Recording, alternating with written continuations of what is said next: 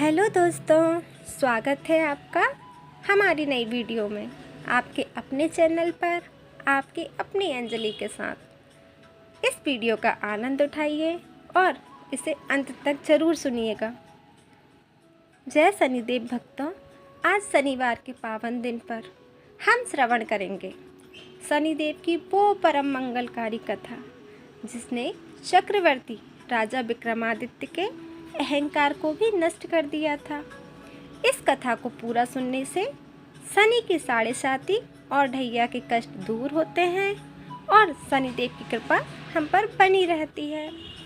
इस कथा में हम शनिदेव का प्रकोप, शनिदेव की साढ़े साती, शनिदेव की दयालुता और राजा विक्रमादित्य से जुड़ी कुछ रोचक बातों का श्रवण करेंगे। ठीक है, चलिए तो सबसे पहले बोलिए शनिदेव महाराज की जय और मेरे साथ 5 बार इस मंत्र का उच्चारण कीजिए। आंखें बंद कर लीजिए, एकांत में जाकर बैठ जाइए। शुरू करते हैं। ओम सन शनिश्चराय नमः। ओम सन शनिश्चराय नमः। ओम सन शनिश्चराय नमः। ओम सन शनिश्चराय नमः। ओम सन शनिश्चराय नमः। बोलिए शनिदेव महाराज की जय। बहुत बढ़िया दोस्तों, मुझे उम्मीद है आप सबने भी मेरे साथ ये 5 बार जाप किया होगा। ठीक है, अब हम कथा की ओर बढ़ते हैं। हमारी आज की कथा का नाम है नवग्रहों में विवाद।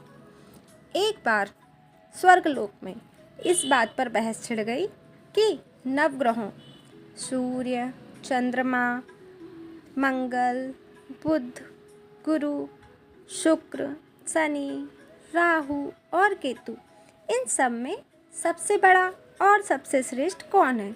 कोई फैसला नहीं हो पाया तो सभी ग्रह राजा विक्रमादित्य के पास पहुँचे।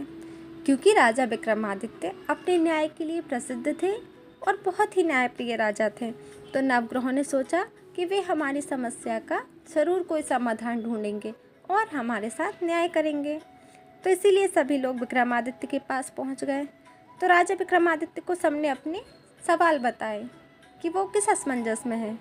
अब उनकी सुन के तो राजा विक्रमादित्य खुद भी असमंजस में पड़ गए कि नवग्रह की परेशानी भी अजीब है। अगर मैं किसी एक को बताऊंगा तो बाकी के सारे नाराज़ हो जाएंगे और जिसे भी छोटा बताऊंगा वो भी नाराज़ हो जाएगा।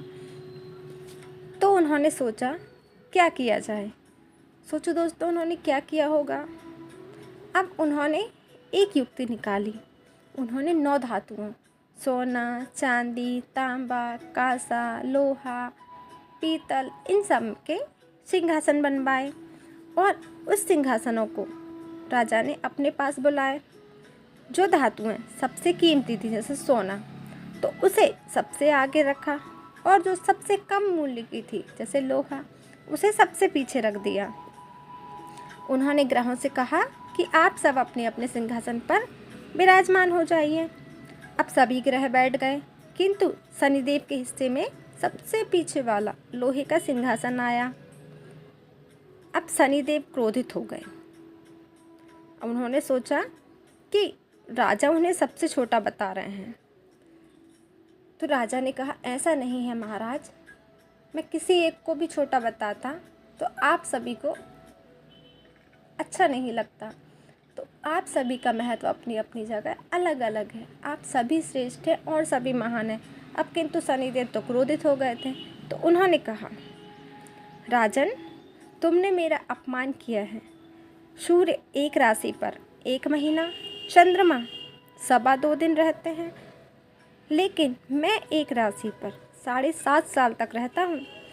बड़े बड़े देवताओं को मैंने नहीं छोड़ा। अब तुम्हारा अहंकार भी मैं चूर करके रहूँगा। कुछ समय के बाद राजा पर साढ़े साती शुरू हुई। अब शनिदेव एक घोड़े के व्यापारी बनकर आए और राजा ने देखा कि बहुत ही सुंदर घोड़ा है, तो उन्होंने एक बहुत सुंदर घोड़ा पसंद किया और उस पर सवारी की। जैसे ही राजा घोड़े पर बैठे घोड़े ने हवा की तरह रफ्तार पकड़ ली और इतना तेज भागा कि राजा उसे रोक भी नहीं पा रहे थे, और राजा को वो एक जंगल में ले जाकर छोड़ देता है और वहाँ से गायब हो जाता है। अब राजा जंगल में भटकते भटकते भूखे प्यासे एक अनजान नगरी में पहुँचे। वहाँ एक सेठ ने राजा को साधारण व्यक्ति समझकर अपने घर में भोजन कराया। वहाँ पर एक खूंटी थी, खूंटी मतलब कमरे में टांगने के लिए बनाई जाती थी, पहले खूंटी थी, उस पर एक कीमती हार टंगा हुआ था। राजा के देखते देखते वह खूंटी दीवार के अंदर उस हार को निगल गई। सेठ ने राजा पर चोरी का आरोप लगा दिया और विक्रमादित्य के हाथ और पैर काटने का हुक्म दे दिया। अब राजा विक्रमादित्य अपाहिज हो गए और अपाहिज होकर सड़क पर तड़पने लगे। फिर एक तेली ने उन्हें अपने घर ले गए और कोलू पर बैठाकर बैल हाँकने के काम पर लगा दिया। अब राजा विक्रमादित्य बहुत दुखी थे, लेकिन उन्होंने हिम्मत नहीं हारी। एक रात वे कोलू पर बैठे बैठे बहुत ही सुरीली आवाज़ में दीपक राग गाने लगे, और उन्होंने इस दीपक राग के गायन से नगर के सारे दियों को अपने आप जला दिया। वहाँ की राजकुमारी यह देखकर मोहित हो गई और उसने जिद पकड़ ली कि वह इसी अपाहिज से शादी करेगी। किंतु उनके पिताजी ने उन्हें बहुत समझाया, परंतु रानी की जिद के आगे वह नतमस्तक हो गए। फिर विवाह संपन्न हो गया। विवाह के बाद एक रात शनिदेव राजा विक्रमादित्य के सपने में आए और बोले, देखा राजन, तुमने मुझे छोटा बताया था, आज तुम्हारे हाल क्या है।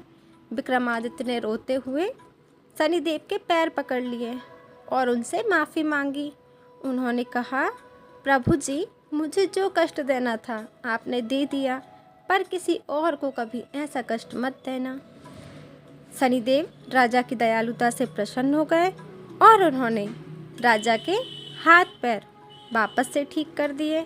उनका खोया हुआ राज्य उन्हें वापस दिला दिया, और जो खूंटी पर हार टंगा हुआ था ना, वो भी वापस आ गया। इस कहानी से हमें शिक्षा मिलती है कि जो भी मनुष्य शनिदेव की कथा का प्रेम पूर्वक श्रवण करता है, शनिवार के दिन शनिदेव को तेल चढ़ाता है, उसके सारे भंडार भरे रहते हैं। शनिदेव ने राजा विक्रमादित्य के अहंकार को भी दूर कर दिया और उनकी साढ़े साती भी दूर कर दी, और उनकी दयालुता से प्रसन्न भी हो गए। बोलिए शनिदेव महाराज की जय। धन्यवाद भक्तों, आपने मेरी इस कथा को पूरा श्रवण किया। मुझे उम्मीद है कि आपको मेरी कथा बहुत पसंद आई होगी, और अगर आप ऐसे ही और कथा सुनना चाहते हैं तो मेरे चैनल को सब्सक्राइब करिए, मेरी इस वीडियो को लाइक करिए और अपने ज़्यादा से ज़्यादा दोस्तों में शेयर करिए। धन्यवाद दोस्तों, मिलते हैं फिर अगले